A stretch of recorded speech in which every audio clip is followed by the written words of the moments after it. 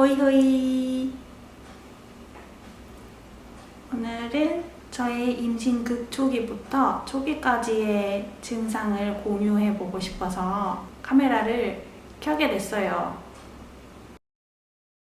이렇게 극초기라고 표현을 할 수 있는 그 시기가 딱 정해져 있는 것은 아니래요. 근데 이제 저의 기준으로 초음파로 축복기를 보기 전을 극초기라고 하고 초음파를 본 후를 초기라고 한다면 저의 극초기 증상에 대해서 공유를 해보자면 제가 임신한 사실을 알기 전에 어떤 증상이 있었느냐, 일단은 생리가 시작하지 않은 게 제일 컸고 배가 생리 전 증후군처럼 이렇게 뭔가 사르르 아프면서도 묵직한 느낌이 계속 들었어요. 그리고 이렇게 미열이 계속 있었어요. 한 37.1도부터 3도 정도? 꼭 뭔가 몸살이 온 것처럼 컨디션이 좋지 않고 굉장히 으슬으슬한 상태가 지속이 돼서, 그리고 소변도 자주 온 것 같아요. 그래서 이제 의심을 하고 테스트기를 했더니 이제 임신이 한 명이 났고, 여기 네덜란드에서는 임신이라고 해서 바로 병원에 가볼 수 있는 시스템이 아니라서 일단 전화를 해서 언제쯤 처음 초음파를 볼 수 있는지 그리고 미드와이프를 만날 수 있는지 알아본 후에 초음파를 이제 확인을 하러 갔던 것 같아요. 처음 임신을 알게 됐을 시점이 임신 5주였고 이제 싹 기다렸다가 축복기에 초음파를 보고 축복기가 잘 있는 것을 확인할 수 있었습니다. 임신 테스트기로 임신을 확인한 후로부터 갑자기 더 속이 안 좋아지면서 입덧이 시작되는 느낌이 들었어요. 느낄 수 있을 정도로 싫은 것들이 많아졌어요. 모든 향기가 다 싫어졌어요. 디퓨저 냄새라든지 세제 냄새, 샴푸 냄새, 그리고 바디워시 냄새 이런 게 다 싫어지고, 특히나 이제 호롱이에 목욕을 시켜야 되는데 목욕을 시킬 때마다 그 로션을 발라줄 때마다 너무 괴로운 거예요. 그래가지고 호롱이 로션이나 뭐 바디워시부터 시작해서 이제 저의 몸 씻는 것들을 이제 무향으로 바꾸기 시작했고, 그 다음에 싫었던 건 이제 밥 냄새가, 밥 짓는 냄새, 그리고 이제 호롱이 유아식을 찜기에 하잖아요. 그런 찜기에서 이제 그 음식 냄새가 온 집안에 퍼져요. 근데 이제 그 냄새도 굉장히 싫어져서 그때부터는 이제 게스퍼씨가 계속 이유식을 만들고 있는데, 그러니까 음식 냄새가 답답한 냄새? 막 이렇게 느껴지면서 되게 싫어졌어요. 그리고 피자도 싫었고 막 니글니글한 거, 단 거 싫었고, 그러니까 무조건 깔끔한 맛을 찾게 된 것 같아요. 뭐 누룽지라든지 그냥 뭐 간장 비빔밥이라든지. 계란도 싫었어요. 맞아, 계란도 싫어지고, 계란 그 후라이를 하면은 그 비린내 같은 게 막 나는 것 같고, 삶은 걸 먹자니 또 막 그 계란 그 냄새가 너무 싫고, 그래서 계란도 이제 한동안 멀리했고, 그리고 항상 아침마다 해독 주스를 해 먹었었는데 그 해독 주스에 여러 가지 그 양배추 냄새랑 막 브로콜리 냄새랑 이게 굉장히 역하게 느껴져서 그 다음부터 해독 주스도 안 만들어 먹고 있고, 빵을 되게 좋아하는데 빵도 확 싫어졌어요. 그래서 점심은 항상 샌드위치를 먹었는데 점심에도 샌드위치를 안 먹은 지가 꽤 오래됐고, 고기 중에서도 딴 건 다 먹는데 닭고기가 너무 싫은 거예요. 그러니까 닭 냄새가 싫은가 봐요. 계란도 싫고 닭고기도 싫고 이런 거 보면은. 그리고 딱 입덧하자마자 제일 많이 생각났던 거는 냉면이었고, 깔끔하고 시큼한 거를 많이 찾았던 것 같아요.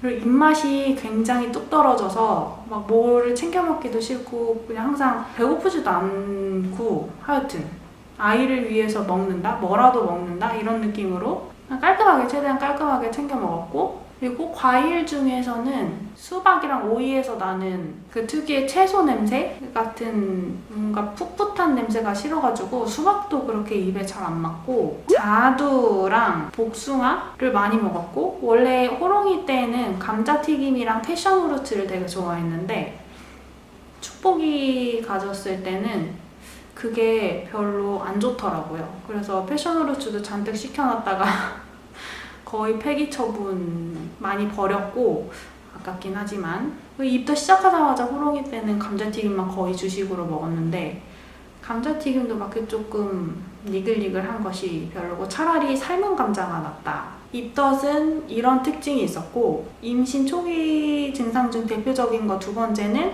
이제 배가 갑자기 사르르 아프면서 이제 설사 증상이 이렇게 오더라고요.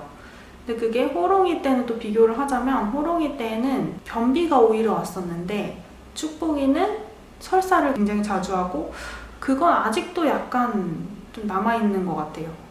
배가 갑자기 아프면서 화장실에 막 가고 싶고 배가 차가운 느낌이 계속 드는데 이게 괜찮은 거냐 하고 미드와이프한테 물어봤더니 임신 증상 중에 그럴 수 있다. 근데 많이 심하면은 내과 쪽으로 홈닥터를 만나보기를 권한다. 이래가지고 결국은 그냥 임신 증상인가 보다 그냥 이러고 있고, 소변이 되게 자주 마려운 거는 극초기부터 시작됐는데 뭐 밤에도 두세 번씩 깨서 화장실은 꼭 가고요. 그리고 특징 중에 하나는 자꾸 두통이 와가지고 머리가 너무 아픈 거예요. 그래서 이제 미드와이프한테도 만나러 갔을 때 물어봤죠. 왜 두통이 자꾸 이렇게 있냐 이랬더니 제가 저혈압은 또 아니라서 그냥 임신 증상 중에 하나다라고 받아들이는 수밖에 없다. 그냥 이렇게 얘기하고 잘 쉬어줘라 그냥 이렇게 얘기해서 이것도 그냥 초기 증상이구나 이렇게 생각을 하고, 그리고 이제 임신을 하다 보니까 질 분비물이 늘어났어요. 근데 이게 뭐 냄새가 나거나 그렇진 않지만 뭔가 분비물이 늘어났다. 대표적인 증상이라고 볼 수 있는 거는 이제 체력이 많이 굉장히 딸리고 잠이 많이 쏟아진다. 이제 호롱이도 집에서 봐야 되고 잠도 자꾸 오고, 호롱이 낮잠 잘 때는 항상 같이 자줘야 한다. 결과적으로는 호롱이 때는, 그러니까 입덧으로 인해서 호롱이 때는 제가 8kg가 빠졌었거든요. 그때 진짜 입덧이 한참 심했을 때는 심지어 거의 20주까지도 몸무게가 52kg? 막 이렇게 됐었어요. 이렇게 몸무게를 이렇게 계산이 가능하게 이렇게 얘기하는 건 좀 그렇지만 창피하지만 하여튼, 근데 그러고 나서 이제 임신을 하고 출산을 하고 몸무게가 확 찐 거예요. 근데 출산을 하고 나서도 이제 모유가 잘 나와야 되니까 친정이 있을 때도 그렇고 엄마가 여기 오셔서도 그렇고 계속 엄청 먹이셨거든요. 그래가지고 인생 최대의 몸무게를 찍고 그게 다 해소가 안 된 상태로, 빠지지 않은 상태로 이제 축복이를 가지게 되어서 이게 참 걱정이다 했는데, 축복이를 임신한 후로 입덧 때문에 3kg 정도가 빠졌죠. 호롱이에 비해서는 많이 빠진 건 아니지만 그래도 어쨌든 입덧 때문에 식욕이 떨어져서 빠졌다. 뭐 못 먹어서 빠진 게 다행이다는 아니지만 어쨌든 눈으로 봤을 때 몸무게가 빠지면 기분이 좋기는 좋잖아요. 그래서 일단 입덧 때문에 몸무게는 빠졌다. 그리고 제일 이제 힘들었던 거는 밤에 자꾸 소변 때문에 화장실에 가야 돼서 잠에서 깨는데 그거에다가 또 이렇게 속이 안 좋아서, 저는 밤에 더 속이 안 좋더라고요. 울렁거리면서 잠에서 깨고 이렇게 가슴을 두드리면서 조금 앉아있다가 자고, 그래서 뭔가 수면의 질이 굉장히 떨어진 게 일단 제일 힘든 거고, 호롱이가 통잠을 자기 시작한 지 얼마 안 돼서 또 축복이가 찾아와서 저에게 이제 통잠이란 굉장히 먼 일이 된 안타까운 이런 현실입니다.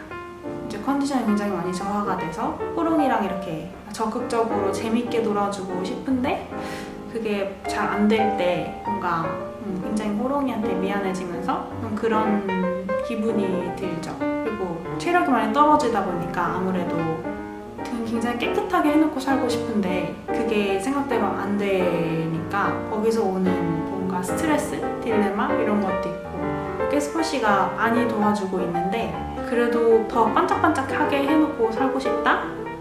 이거는 계속 열망이 있는 것 같아요. 그거는 아마 이제 축복이가 태어나고 또 축복이를 정신없이 육아하고 이제 어느 정도 커야 가능할 일이겠지만, 원래 아이를 키울 때는 다 이렇게 좀 지저분하게 못 치우고 살고 뭐 그런다고 하지만 그건 참 안타깝습니다.